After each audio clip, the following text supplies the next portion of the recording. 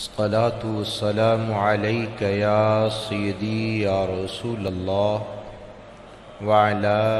آلك وأصحابك يا سيدي يا نبي الله۔ اللہ رب العالمین کی لا تعداد حمد و ثنا اور حضور نبی اکرم نور مجسم شفیع معظم صلی اللہ علیہ وسلم کی بارگاہ رسالت میں درود و سلام کا نذرانہ عقیدت و محبت پیش کرنے کے بعد نہایت ہی واجب الاحترام برادران اسلام، آج کا ہمارا یہ درس بسلسلہ درس قرآن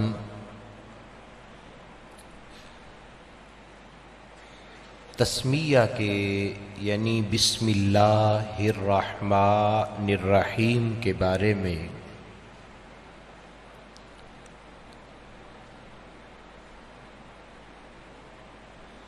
خالق ارض و سما کے پیارے محبوب صلی اللہ تعالی علیہ وآلہ واصحابہ وبارک وسلم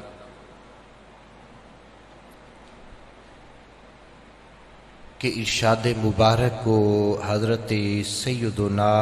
ابو ہریرہ رضی اللہ تعالی عنہ روایت فرماتے ہیں،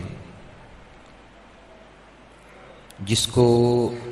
امام ابن ماجہ نے اپنی سنن کے اندر اور امام نسائی نے عمل الیوم کے اندر، امام احمد بن حنبل نے اپنی مسند کے اندر اور امام ابن حبان وغیرہ نے اس روایت کو اپنی اپنی اسناد کے ساتھ بیان کیا۔ سیدنا ابو ہریرہ رضی اللہ تعالی عنہ نے فرمایا، قال رسول اللہ صلی اللہ علیہ وسلم، کل امر ذی بال لا یبدأ فیہ بحمد اللہ فہو اقطع، او کما قال النبی صلی اللہ علیہ وسلم، کہ حضور صلی اللہ تعالی علیہ وسلم نے ارشاد فرمایا کہ ہر اہم کام، ہر اہمیت والا کام جو بھی اللہ عز و جل کے نام پاک کے ساتھ شروع نہ کیا جائے، جس کے ابتدا میں اللہ کا ذکر نہ کیا جائے، وہ ادھورا اور ناقص رہتا ہے۔ اس حدیث مبارکہ سے یہ بات واضح اور عیاں ہو جاتی ہے کہ اہل اسلام کو اس بات کی تلقین فرمائی جا رہی ہے کہ وہ اپنی زندگی میں ہر کام، ہر جائز کام، ہر مباح کام، ہر اہم کام جو ہے اس کو شروع کرنے سے پہلے اپنے خالق کا نام لے کر اس کے نام کی برکتیں جو ہیں ان کو حاصل کرنے کے لیے اس کام کی ابتدا میں اللہ کا نام لیں۔ گویا ہر کام جائز، مباح، اہمیت والا، اس کے شروع میں تسمیہ پڑھنا یعنی بسم اللہ الرحمن الرحیم کا پڑھنا اسلامی تہذیب و تمدن کا حصہ ہے۔ جب کوئی انسان کسی بھی کام کے، وہ کام جو جائز ہے، جو مباح ہے، جو اہمیت والا ہے، اس کے شروع میں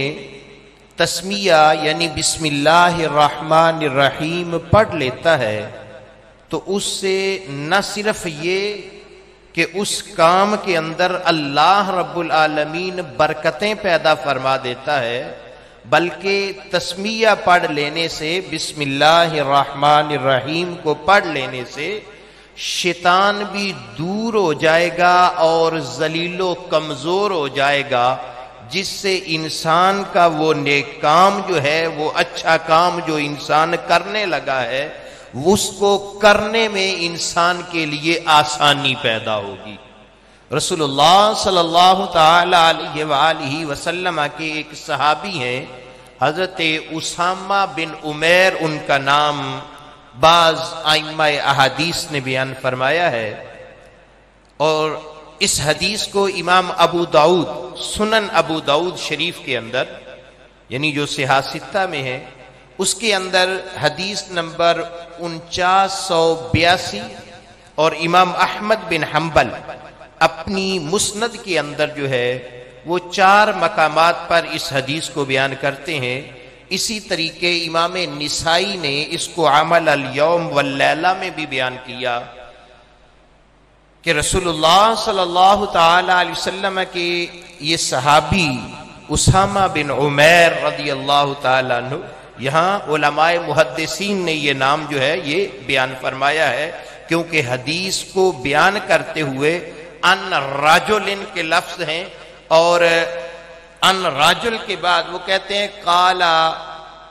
کنت ردیف النبی صلی اللہ علیہ وسلم فاثرت دابہ، کہتے ہیں کہ میں رسول اللہ صلی اللہ تعالی علیہ وسلم کی سواری کے پر رسول اللہ صلی اللہ تعالی علیہ وسلم کے پیچھے سوار تھا۔ آقا کریم صلی اللہ تعالی وسلم کہیں تشریف لے جا رہے تھے تو غلام کو مصطفیٰ کریم صلی اللہ تعالی علیہ وسلم نے اپنے پیچھے سواری پر سوار فرما لیا، تو فرماتے ہیں کہ رسول اللہ صلی اللہ تعالی علیہ وسلم کے ساتھ میں آپ کی سواری پر سوار جا رہا تھا کہ رسول اللہ صلی اللہ تعالی علیہ وسلم کی سواری، بعض روایات کے اندر دراز گوش کا بھی ذکر ہے، یعنی جسے ہم گدھا بولتے ہیں، اور بعض روایات کے اندر دابہ کا لفظ ہے، یعنی سواری مطلقاً بیان کیا گیا ہے۔ تو فرماتے ہیں کہ اس سواری کو جو ہے وہ اچانک چلتے چلتے ٹھوکر لگی، یعنی اس سواری نے ٹھوکر کھائی، جس کی وجہ سے وہ کچھ ہلکی سی پھسلی، اور اس کے پھسلن کی وجہ سے فقلت تعس الشیطان، کہتے ہیں کہ میری زبان سے نکلا، میں نے کہا کہ شیطان کا ستیہ ناس ہو، شیطان ہلاک ہو، اس کا ستیہ ناس ہو۔ تو رسول اللہ صلی اللہ تعالی علیہ وسلم جو آقا کریم صلی اللہ علیہ وسلم میرے آگے تشریف فرما تھے، فقال، تو آپ صلی اللہ تعالی علیہ وسلم نے ارشاد فرمایا لا تقل تعس الشیطان، فرمایا یہ نہ کہے کہ شیطان کا ستیہ ناس ہو یا شیطان ہلاک ہو، کیوں؟ اس لیے فَإِنَّكَ إِذَا قُلْتَ ذَلِكَ تَعَاظَمَ حَتَّى يَكُونَ مِثْلَ الْبَيْتِ، فرمایا اس لیے کہ اگر تو یہ کہے گا کہ شیطان کا ستیہ ناس ہو، تو جب تم یہ کہو گے تو وہ پھولے نہیں سمائے گا، اور وہ جو ہے خوشی کے ساتھ اتنا بڑا ہو جائے گا جس طریقے ایک گھر ہوتا ہے، اور وہ یہ خیال کرے گا کہ اس کی طاقت اور قوت کے ساتھ جو ہے اس نے اس کو جو ہے وہ پھسلا دیا، اس کو ٹھوکر دے دی، تو وہ اس کو اپنی خوبی، یعنی اس کو اپنی خوبی شمار کرتے ہوئے، اس کو خوبی سمجھتے ہوئے وہ اپنے آپ کے اندر خوش ہو جائے گا اور اپنے آپ کے اندر پھولے نہیں سمائے گا۔ وَيَقُولُ بِقُوَّتِي، اور وہ یہ کہے گا کہ یہ جو بھی اس کو ہوا ہے، یہ جو ٹھوکر لگی ہے، یہ میں نے اپنی طاقت کے ساتھ پہنچا دی۔ وَلَكِنْ قُلْ بِسْمِ اللَّهِ، بلکہ تو بسم اللہ الرحمن الرحیم کہے، یعنی تو تسمیہ پڑھ۔ فَإِنَّكَ إِذَا قُلْتَ ذَلِكَ، پس جب تو یہ پڑھے گا، یہ کہے گا تو کیا ہوگا؟ تصاغر حتی یکون مثل الذباب، تو تیرے تسمیہ بسم اللہ الرحمن الرحیم کہہ لینے سے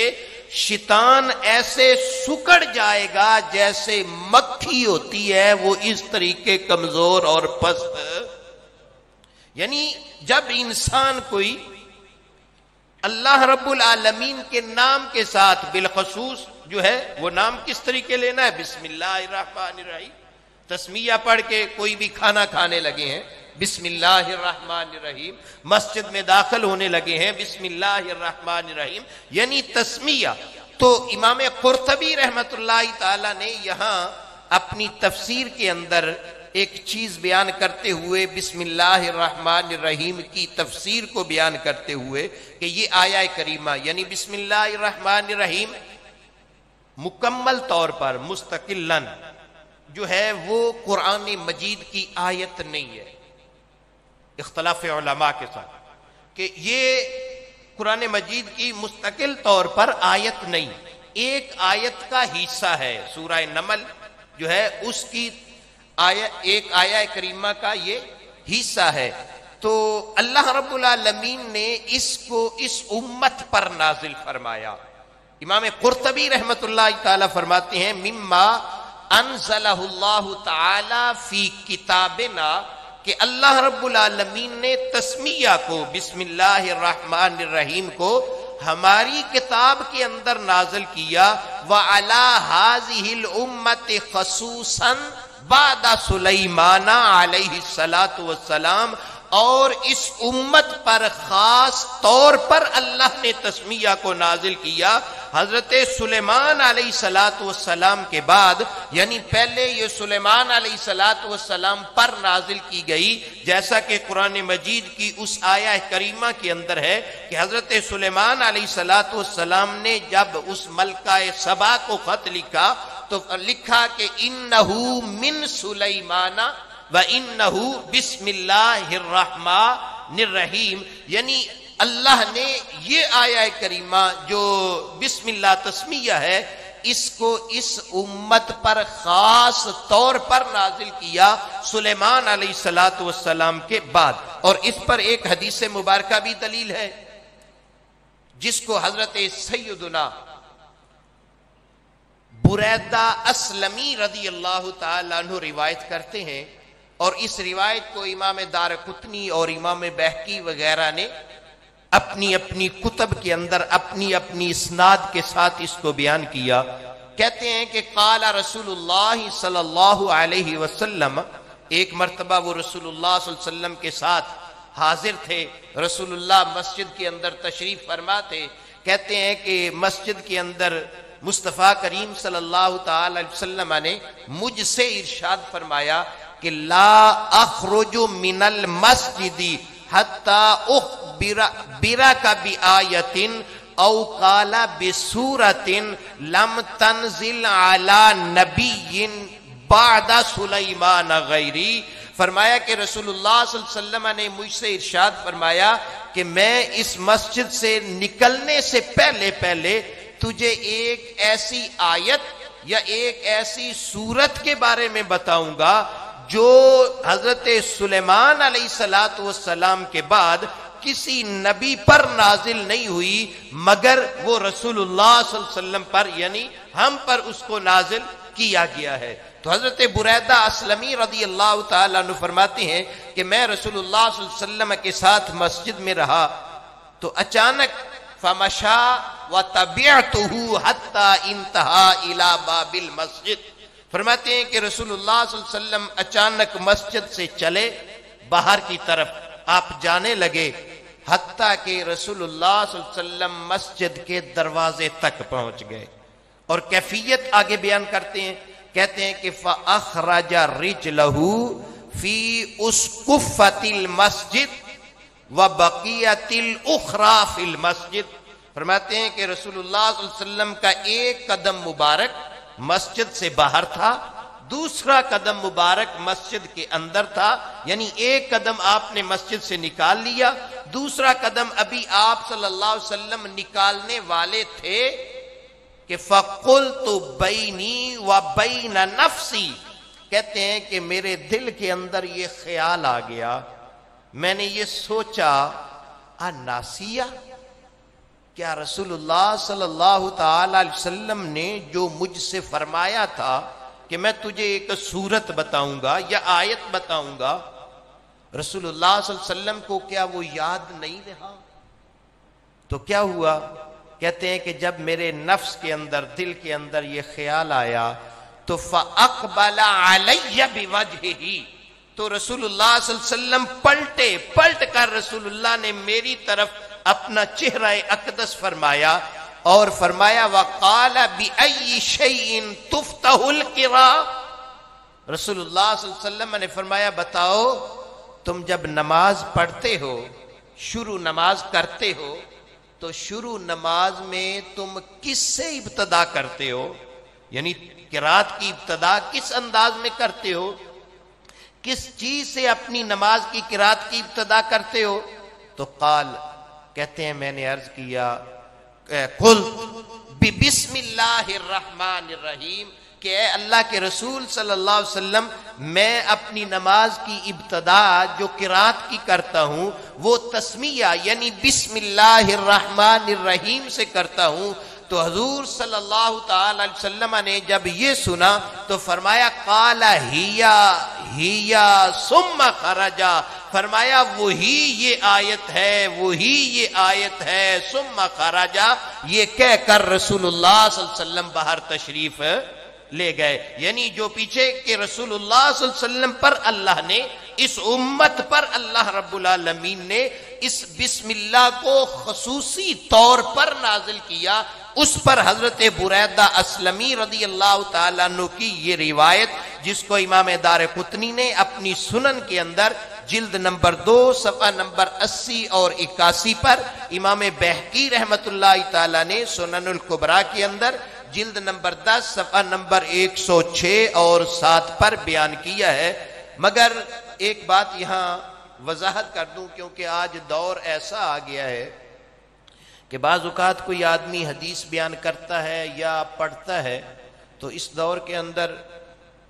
کچھ لوگ بلا سوچے سمجھے اس کو خاموش کرنے کے لیے یا اس کو جواب دینے کے لیے یا اس کا رد کرنے کے لیے یہ کہہ دیتے ہیں کہ یہ ضعیف ہے۔ حالانکہ اصول سے بعض اوقات ایسا بھی ہوتا ہے کہ وہ لوگ لا علم بھی ہوتے ہیں، لیکن فقط ضعیف کہہ دیا، اور ضعیف کا ایک امیج ہمارے اوپر ایسا بنا دیا گیا ہے کہ گویا کہ وہ مردود ہے۔ تو اس روایت کے بارے میں بھی ایسا ہی ایک آدمی جس کو حافظ زبیر علی زئی کے نام سے پہچانا اور جانا جاتا ہے، اس نے کیا کہ تفسیر ابن کثیر مکتبہ اسلامیہ لاہور سے شائع ہوئی ہے، اس کے اندر اس نے اس حدیث، یہ حدیث حافظ ابن کثیر نے یہ حدیث نقل کی، تو اس نے کیا کیا کہ اس حدیث کو نقل، یعنی جو نقل کیا حافظ ابن کثیر نے، اس کے نیچے حاشیہ لکھا، اور حاشیے کے اندر لکھتا ہے کہ امام ابن کثیر نے سورہ نمل کی آیت نمبر 30 کے تحت فرمایا کہ یہ حدیث غریب ہے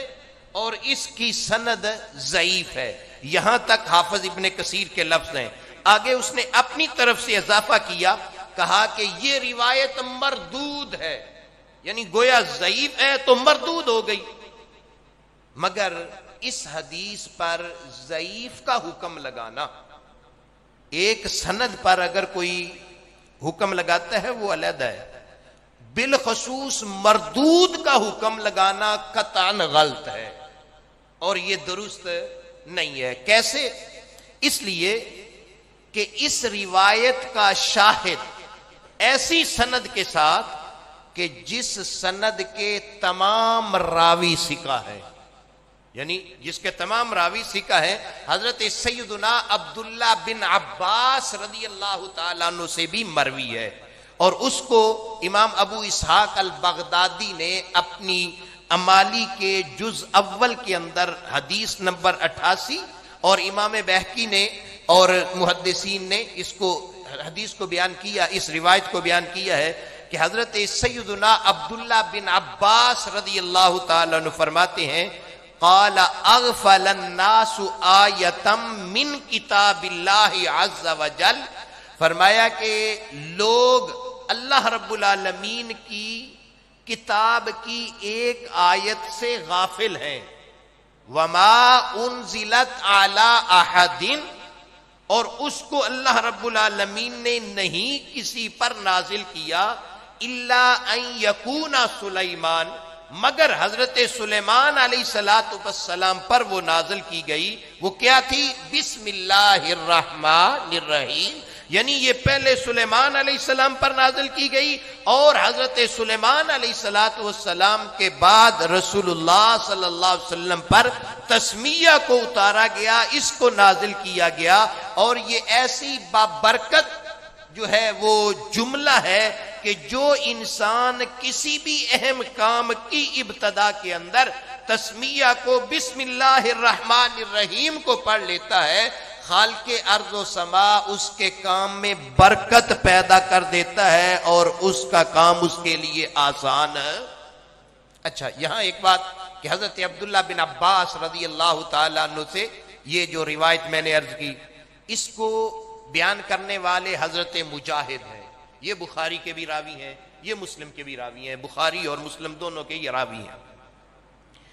ان سے جو آدمی بیان کرتا ہے وہ ہے لیث، فقط روایت کے اندر لیث کا لفظ لکھا ہوا ہے۔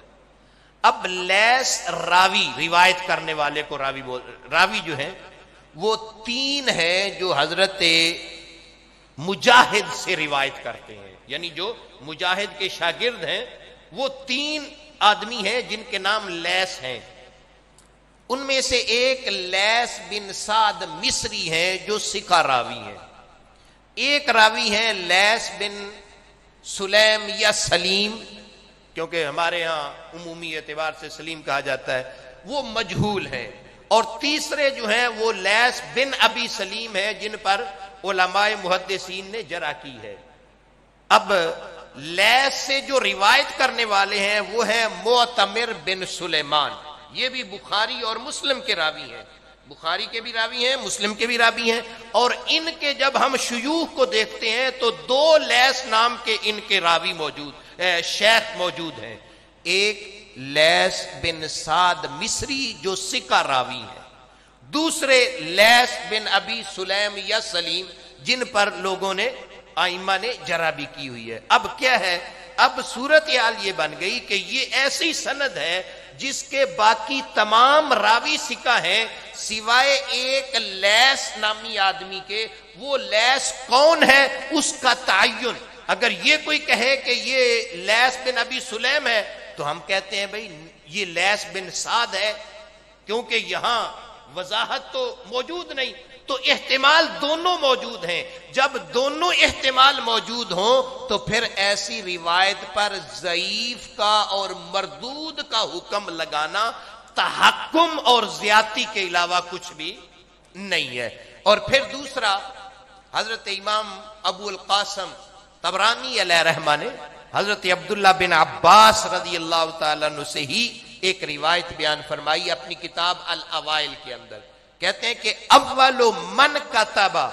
بسم اللہ الرحمن الرحیم سلیمان علیہ السلام، کہ سب سے پہلے جس نے بسم اللہ الرحمن الرحیم کو لکھا وہ حضرت سیدنا سلیمان علیہ السلام کی ذات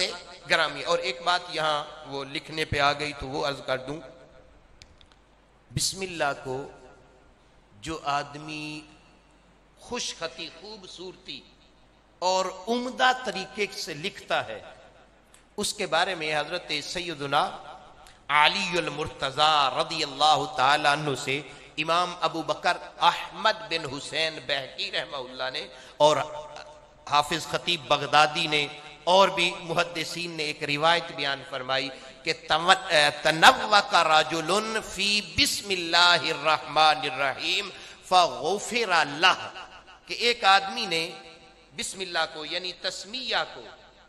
خوبصورت انداز میں، عمدگی کے ساتھ، اچھے طریقے سے اس نے بسم اللہ کو لکھا تو اللہ رب العالمین نے اس کی بخشش و مغفرت فرما دی۔ اللہ نے اس کی.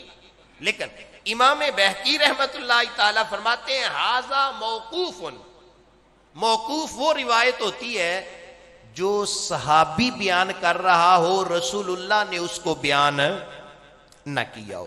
امام بہقی نے یہ روایت بیان کرنے کے بعد کہا کہ یہ حضرت علی المرتضیٰ رضی اللہ تعالیٰ عنہ پر موقوف ہے، جو آپ نے یہ بیان کیا کہ تنوق رجل فی بسم اللہ الرحمن الرحیم فغفر لہ، کہ جس کسی نے یعنی ایک شخص نے جو ہے وہ اچھے انداز سے خوبصورت طریقے سے بسم اللہ کو لکھا تو اس کو بخش دیا گیا. مگر